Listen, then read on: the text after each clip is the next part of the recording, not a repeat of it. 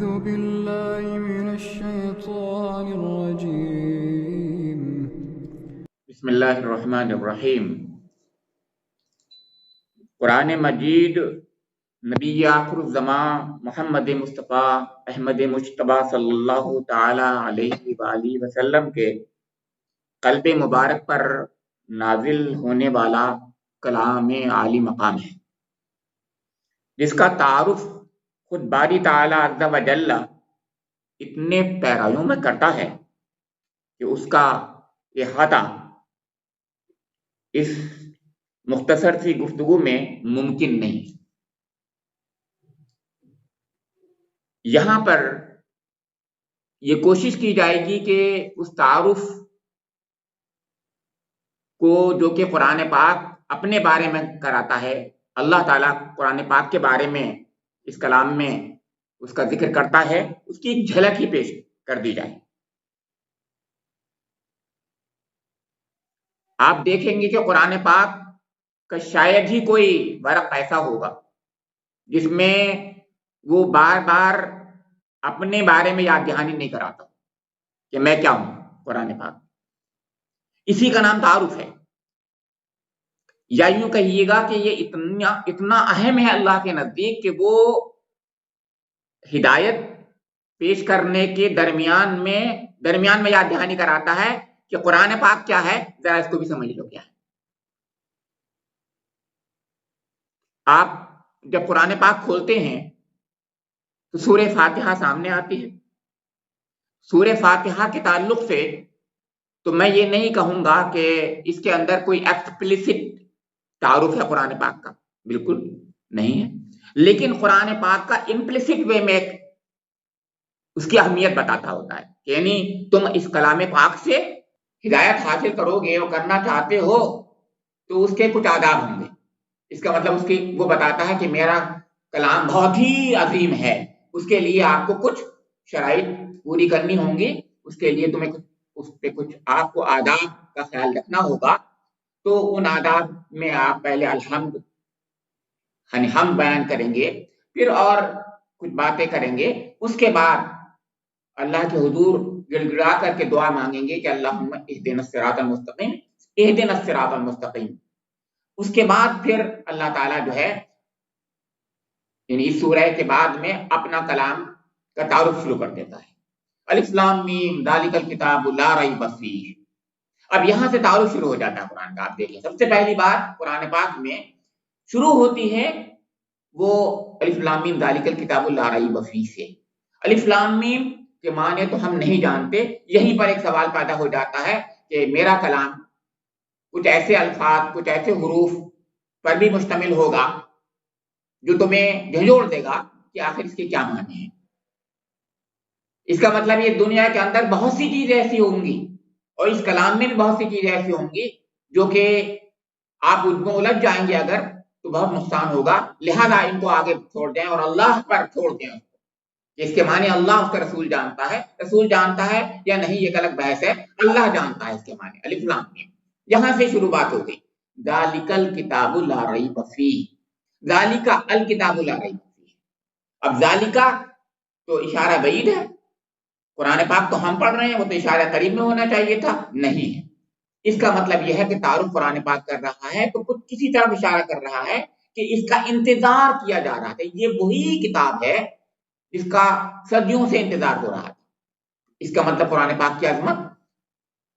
قرآن پاک خود بیان کر رہا ہے، اللہ رب کریم اس کو بیان کر رہا ہے اپنے کلام میں۔ تو یہاں سے بات شروع ہوئی، ذالک الکتاب، یہ وہی کتاب ہے جس میں شک نہیں کہ یہ وہی کتاب ہے جس کا تمہیں انتظار تھا۔ لا ریب فیہ کا ایک معنی یہ ہوا، اور بھی بہت سے معنی لیکن لا ریب فیہ سے مراد یہ ہوا۔ پھر یہ ہے کس لیے؟ ھدی للمتقین، یہ تعارف ہوا دوسرا۔ سب سے پہلی بات بتائی کہ یہ کتاب ہدایت ہے، اور کتاب ہدایت تو ہے لیکن ہدایت کے دو پہلو ہوئے۔ ایک ہدایت کا مطلب ہے کہ ہدایت رہنمائی دینا، ایک رہنمائی حاصل ہو جانا۔ رہنمائی دینے کے لیے تو ھدی للناس ہے یہ، اور رہنمائی حاصل کرنے کے لیے یہ ھدی للمتقین۔ یہ تعارف ہوا قرآن کا، ایک تعارف ہو گیا۔ تو پہلی سورہ میں آداب دعا سکھائے گئے، کہ اس کلام پاک، یہ کلام پاک بہت عظیم ہے، لہذا اس سے کچھ حاصل کرنے کے لیے کچھ شرائط پوری کرنی ہوں گی، اور دوسری سورہ شروع ہو رہی ہے وہاں سے الف لام میم ذالک الکتاب لا ریب فیہ سے، وہ یہ بتا رہی ہے کہ یہ کتاب منتظر ہے، اس کا انتظار کیا جا رہا تھا، صدیوں سے انتظار کیا جا رہا تھا اس کا، یہ وہ کلام ہے۔ اب اس کے بعد میں ذرا سے ہی آگے بڑھتے ہیں ہم، تھوڑا سا آگے، اور 23ویں 24ویں آیت پہ آتے ہیں، وَإِن كُنتُمْ فِي رَيْبٍ مِّمَّا نَزَّلْنَا عَلَىٰ عَبْدِنَا فَأْتُوا بِسُورَةٍ مِّن مِّثْلِهِ وَادْعُوا شُهَدَاءَكُم مِّن دُونِ اللَّهِ إِن كُنتُمْ صَادِقِينَ۔ ان قرآن پاک خود ہمیں یہ بتاتا ہے کہ یہ کلام جو اللہ تعالیٰ نے اپنے بندے حضور نبی اکرم محمد مصطفیٰ صلی اللہ علیہ وسلم پر نازل فرمایا ہے، اس کے بارے میں اگر تمہیں شک ہو کہ اللہ کا کلام ہے یا نہیں ہے تو تم اس جیسا ایک کلام بنا کے لے آؤ۔ اس کا مطلب قرآن پاک نے چیلنج بھی کر دیا،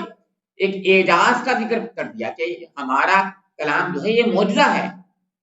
پھر فرمایا فَإِن لَّمْ تَفْعَلُوا وَلَن تَفْعَلُوا وَاتَّقُوا النَّارَ الَّتِي وَقُودُهَا النَّاسُ وَالْحِجَارَةُ، اگلی آیت میں فرما دیا جو 24ویں آیت ہے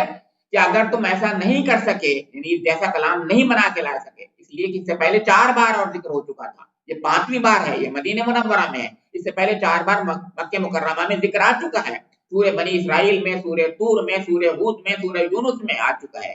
تو اس کے بعد یہاں پر 5ویں جگہ پر ہے یہ آخری، تو اس کے بعد فرمایا تم ایسا نہیں کر سکے، تو یہ اعجاز بتا دیا قرآن نے، تو یہ بھی تعارف ہے قرآن پاک کا۔ پھر اس کے بعد پھر آپ آگے آتے ہیں، اگلی سورہ آ جاتی ہے سورہ آل عمران، تو فرمایا ہے کہ هو الذی انزل علیک الکتاب منہ آیات محکمات ہن ام الکتاب واخر متشابہات۔ پھر قرآن پاک کا تعارف آ گیا، یعنی قرآن پاک کیا ہے، اس کے اندر 2 قسم کی آیات ہیں، کچھ محکم آیات ہیں، کچھ متشابہ آیات ہیں۔ پھر اس کے بعد آگے بڑھتے چلے جاتے ہیں، اس کے بعد آپ آخر میں جاتے ہیں تو سورہ ختم ہو رہی ہے، تو ربنا اننا سمعنا منادیا ینادی للایمان ان آمنوا بربکم فآمنا آ جاتا ہے، اس کا مطلب قرآن پاک ایک منادی ہے۔ قرآن پاک کا ایک اور تعارف ہو گیا ہمارے سامنے، یہ منادی رسول کے ذریعے سے ہو رہی ہے، لیکن یہ بھی منادی ہے، یعنی علمی منادی ہے، یہ وہ اس کا عملی مظہر ہے اللہ کے رسول۔ اسی طریقے سے بات آگے بڑھتی چلی جاتی ہے اور مختلف صورتوں میں اس کا تعارف ہوتا چلا جاتا ہے، میں عرض کر رہا ہوں، اور آخر کار میں اس آیت پہ پہنچ جاتا ہوں جو کہ آپ کی سورہ یونس کی آیت ہے، اور سورہ یونس کی آیت بڑی مارکت العرا آیت ہے، اس کے بارے میں اگر یہ بات کہہ دوں، بات یہیں ختم کر دوں کہ یہ جو ہے جوہر ہے قرآن پاک کے تعارف کا، بہترین تعارف ہے۔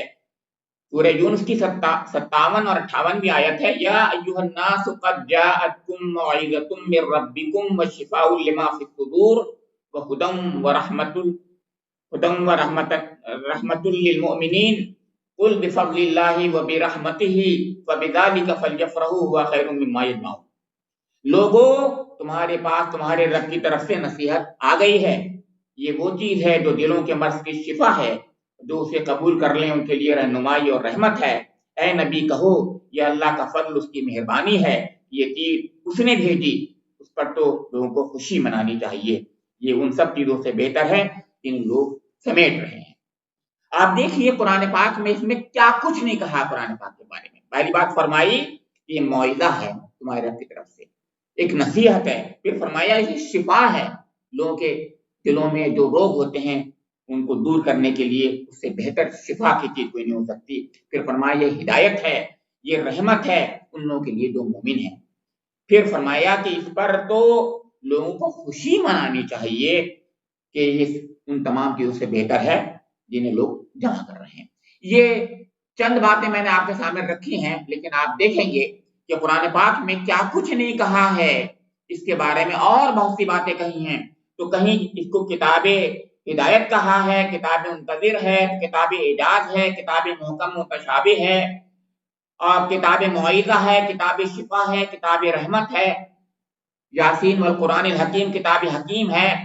فی لوح محفوظ کتاب محفوظ ہے۔ اس کے تعارف کے تعلق سے 51 ایڈجیکٹیوز ہیں،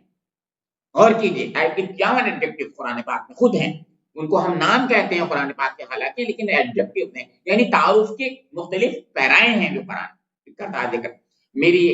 اللہ تعالیٰ سے دعا ہے کہ میں آپ کے سامنے ان میں سے چند کا ذکر آگے کروں گا انشاءاللہ، اور مجھے اور آپ لوگوں کو اللہ توفیق عنایت فرما دے کہ ہم قرآن پاک کے تعارف کے تعلق سے اس کی حقیقت، اس کی عظمت کو پہچاننے کی کوشش کریں اور اپنی زندگیوں میں ہم اس کی عظمت کو اتارنے کی کوشش کریں۔ اللہ رب کریم مجھے اور آپ لوگوں کو اس کی عظمت سے شاد کام ہونے کی توفیق نصیب فرما دے، اس کی معرفت ہمیں نصیب فرما دے۔ ربنا تقبل منا انک انت السمیع العلیم۔